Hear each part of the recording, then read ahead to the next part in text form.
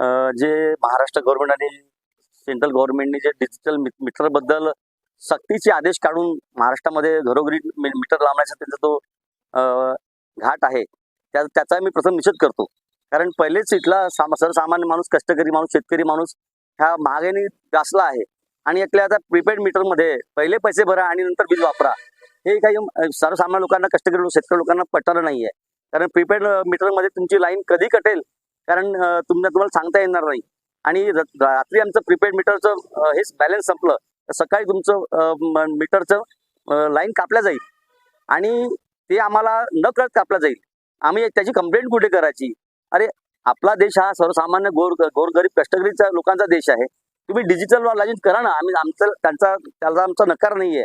पण आधी लोकांना शोधणं करा, आधी लोकांना शहाणं करा, नंतर तुम्ही प्रीपेड मीटरबद्दल लोकांमध्ये त्याची भावना पोहोचवा.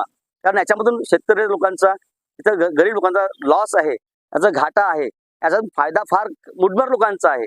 त्याच्यामुळे आम्ही यांचा आज निषेध आंदोलन इथे केलं आहे. जो होता त्याचा आम्ही आज इथे होळी केली आहे.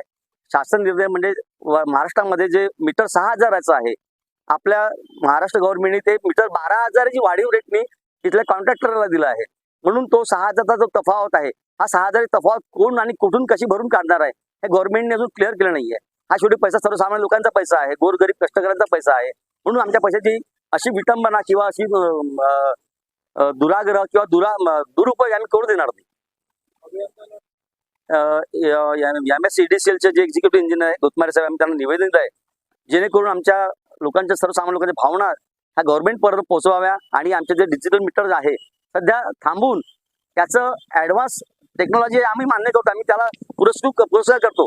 पण इथले जोपर्यंत सर्वसामान्य लोकांमध्ये याची अवेअरनेस येत, जागरूकता येत नाही, तोपर्यंत ते लावायचं नाही, आमचं असं म्हणणं आहे.